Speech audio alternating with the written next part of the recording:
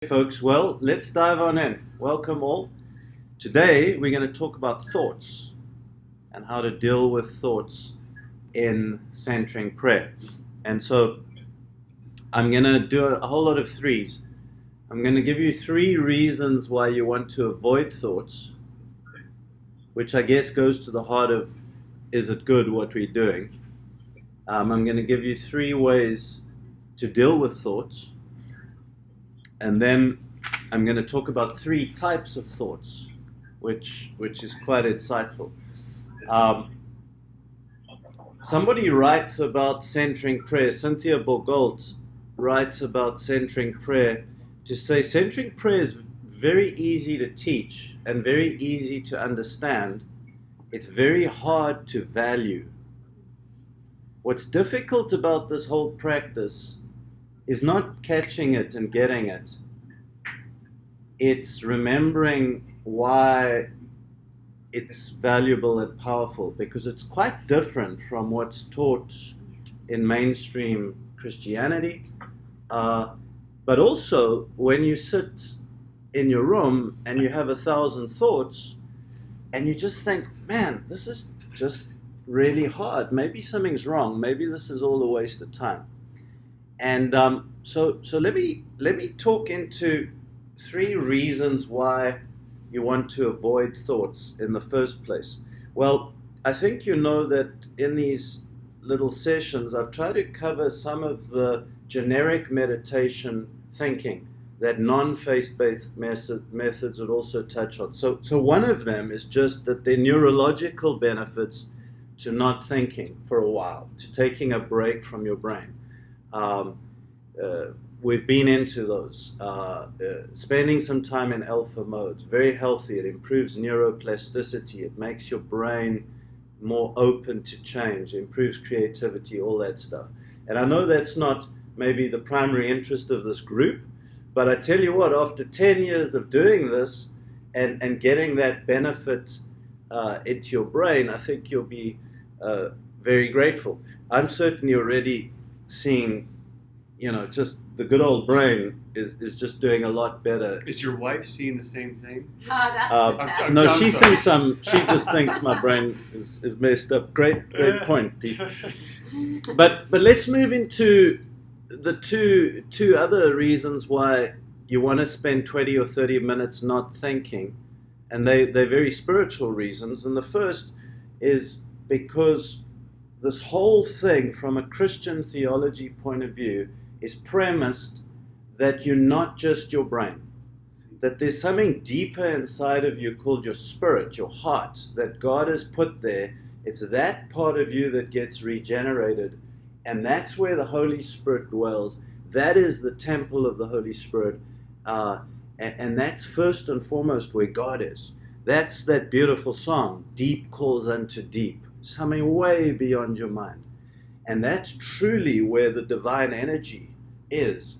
And we've been using the analogy here of a river. Imagine there's this incredible river in which you can breathe, so don't get the claustrophobic thought. And it's the river of God. It's the river of God's energy, His life, His destiny for you, everything good, His love, His care, everything your soul needs, what you were created for. You sort of soak it up, and that's what you're doing. For 20 minutes, you're trying to stay in that river, and boats that are on the surface of the river, those are your thoughts. They just surface things. So I want to read how Thomas Keating puts it about the river. He writes, and that's in the Open Heart, Open Mind book that I've recommended. He says that our heart, our spirit, and our consciousness is like a river that represents our participation in God's being. It is that part of us on which all the other faculties rest, but we are ordinarily unaware of it because we are absorbed by what is passing along on the surface of the river. The river is spiritual and limitless because it is our participation in God's being. when I read something like that, it grabs me, because it says that the stuff I'm aware of most of the time in my life is just the boats on top of who I really am, and really am connected to God in, that there's this river in me. It's my spirit. So look, there's a ton of chapter and verse on this. It's not difficult, and sometimes it's not difficult to kind of prove. And sometimes I kind of wonder how much of this I need to do from an apologetic point of view, almost like prove it with verses and stuff. And I'm not going to do much of that. You're always welcome to reach out. But I love 2 Peter 1, where Peter says, you've got the opportunity, and he uses this phrase, to participate in the divine nature. So the point is, you do that mostly when you're in the river. And that's a deeper level. And the boats on the river, which are your thoughts, is a shallower level. So that's a second reason we want to avoid thoughts just for 20 minutes, times 2 in a day. But the third reason we want to avoid thoughts is because as we mature, we meant, and this is sadly again not taught much, but we meant to mature from being controlled by our minds to being controlled by our spirits. Romans 8 verse 6 says, the mind of sinful man is death, but the mind controlled by the Spirit is life and peace. So, although that's very clear that there's a spirit and there's a mind, and that your mind has a large part of fallenness in it, and that your mind is meant to be under the control of your spirit, and thereby the Holy Spirit, in reality, that's not taught a lot. In reality, what's taught is you control your whole life through your mind. Everything. And then maybe you touch it to the Spirit now and again. But actually you control your spiritual activity with your mind. That's what's taught. But it's not God's way. And so for 20 minutes, for 30 minutes, you're having a concentrated time where you're trying to tell the mind, you are going to come under control of the Spirit. That's why I'm not going to engage in thoughts. And I mentioned in the WhatsApp that next week I'll do my last session, which we'll have finished the basics. Then Don will share. Don's in England with his wife on their 45th anniversary, I think, right now. And he'll share something which I think will be beautiful and more just from his experience. And then we'll kind of just cover different topics as we go after that. But that last session is very important. It's a session called Divine Therapy. And understanding how when you do this centering prayer, God actually really rolls up his sleeves as a divine therapist, as a divine surgeon, and gets to work in your life, in your heart.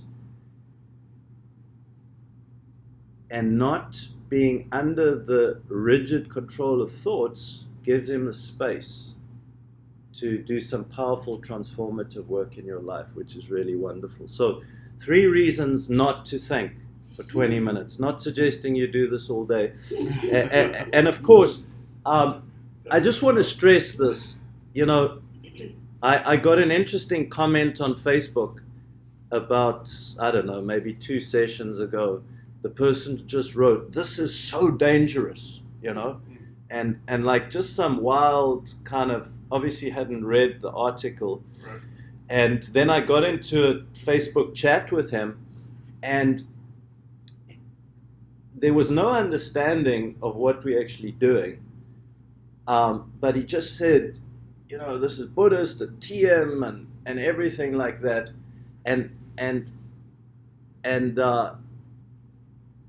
I didn't want to waste time trying to understand those methods and discuss them with him.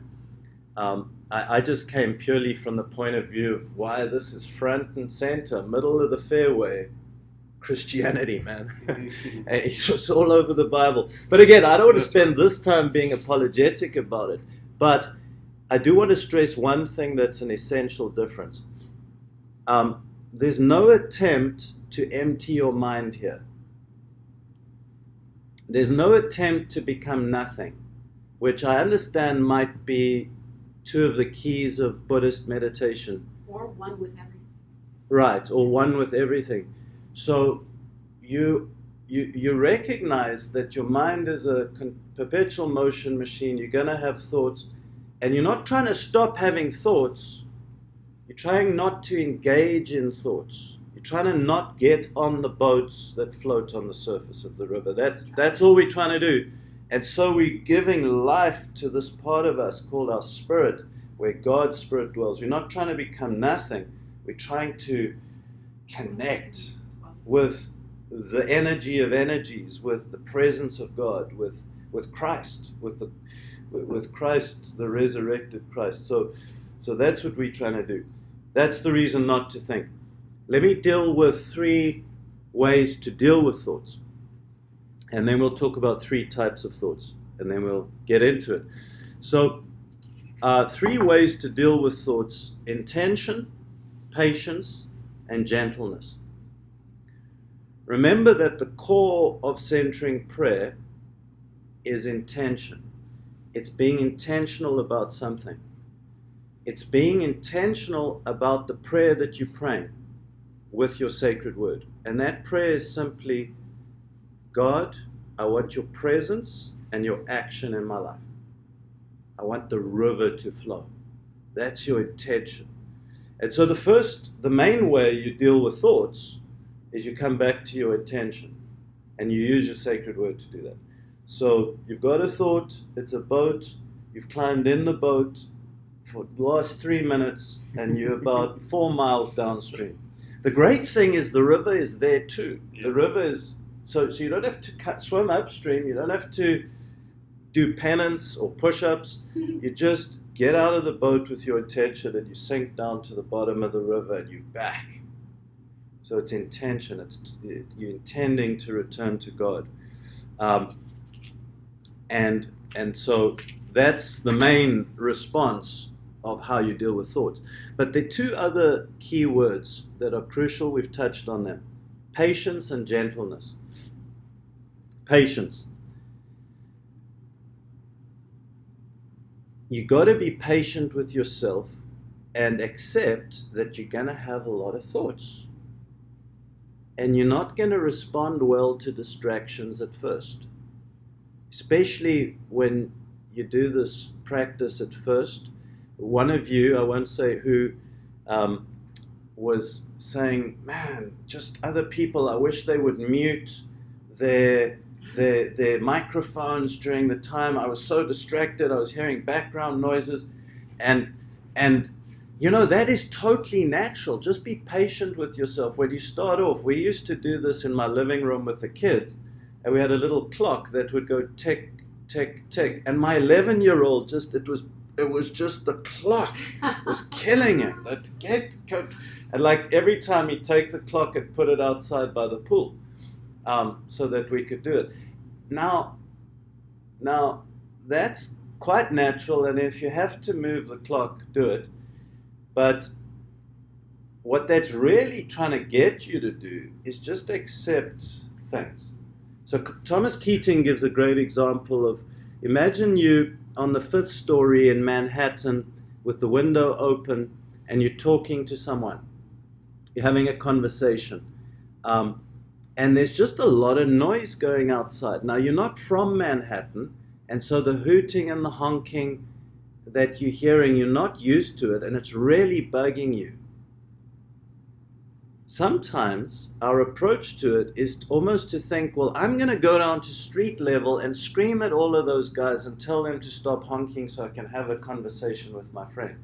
But clearly, you're then missing the point, because your friend's right there. If you could just accept the noise, God is there. Don't worry about the honkers. Just accept them and focus on Him. That's where you're trying to get to. But be patient with yourself when that's hard for you. When the clock bugs the death out of you, you know? Just be patient. And here's the good news. that kind of susceptibility to be distracted easily, that goes away over time. Also, in your 20 minutes or your 30 minutes, it decreases over time the more you focus on being in silence. And so the last thing I want to say, the last way to deal with thoughts is with gentleness. We've described before how the worst thing you can do is get angry or irritated with yourself. You have to be gentle with yourself. You have to be kind to yourself. Just go like, oh, there you go again. You know, there you go again. And let me read something Thomas Keating wrote about this. He said, the best response to the ordinary wandering of the imagination, the ordinary wanderings of the imagination, is to ignore them. Not, however, with a feeling of annoyance or anxiety, but with one of acceptance and peace. Every response to God, whatever it is, must begin with the acceptance of reality as it actually is in the moment. Since it is part of our nature to have wanderings of the imagination, however much you may want to be quiet, accept the fact that thoughts are certain to come. The solution is not to try to make the mind a blank. That's not what interior silence is. All right, so just again, underlining the need for gentleness. Let me end by describing 3 types of thoughts very briefly. It'll help a little bit. The first is general wanderings of the imagination. Gosh, I wonder if I left the heating on. Did I turn the stove off? Just some random thought like that.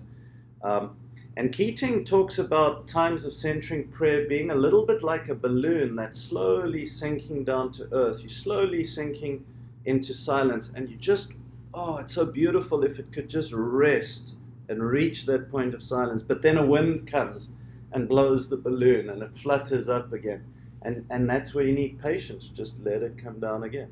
Just come back down into silence. And so those are the kind of the harmless little boats. Maybe you could even think about them as just little fishing boats on the surface of your river. But then the other ones, there's battleships that come along the surface of your river, or distressing, maybe a beautiful cruise liner, very attractive, or a distressing, nasty, stinky fishing boat. So the second type of thought is thoughts that are charged with emotion, whether positive or negative. And so either something that's like a pleasure boat you want to think about, you know, you've just made $5,000 on a trade this week. You're richer than you were before. I'd like to spend some time thinking about that. Or you've had a distressing argument and a conflict, and there's a negative emotion. Now those thoughts, you deal with them in exactly the same way. You just let them go. But they're indicative of something powerful that God's beginning to do in your life, because there's a nerve between that thought and something deep in your heart that He wants to heal, that He wants to deal with, especially the negative ones, but even the positive ones. And so that kind of kickstarts what we'll discuss next week, which is the process of divine therapy. But the third one, which is most tricky, yes, the most tricky one is, what about beautiful thoughts of God? A wonderful verse, a vision, a revelation. What about those? And I've got this guy in my small group that insists, look, I'm doing this practice my way, right? And my way is, I like what you're saying, but I'm telling you, when I get an exciting thought or revelation, I'm going there. I'm gonna dwell on it. Now, this needs a little bit of discussion.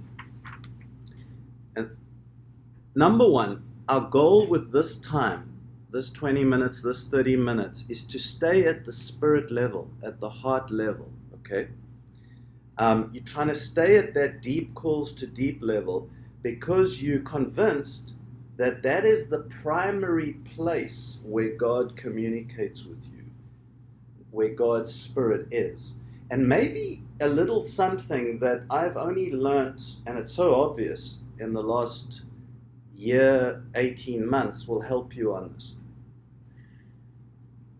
That if you have some thought in your mind that is a divine communication, that is of God,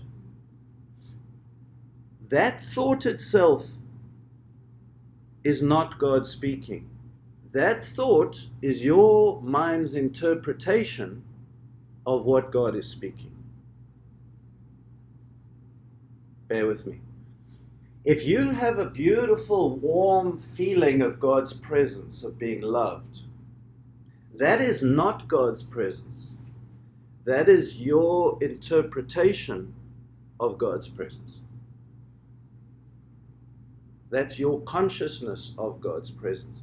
Because God's communications are not at the level of the mind or of the emotions or of the feelings. They're at the level of the Spirit. And then we, this complicated being, they percolate up to our minds and we get a picture or a thought or a verse. So God's communications are not insecure, flitty things that kind of come, there's a thought, and if you miss it, zap, you missed it. That's not what the Father's trying to do. So He communicates with us in our spirit. And if He talks to you there, don't worry that you don't immediately engage in a picture that came to your mind, because if God spoke it to you, it's going to be there 3 hours from now. And that's why you don't need to engage it now. Are you with me? And so you're trying to stay at the level of the Spirit.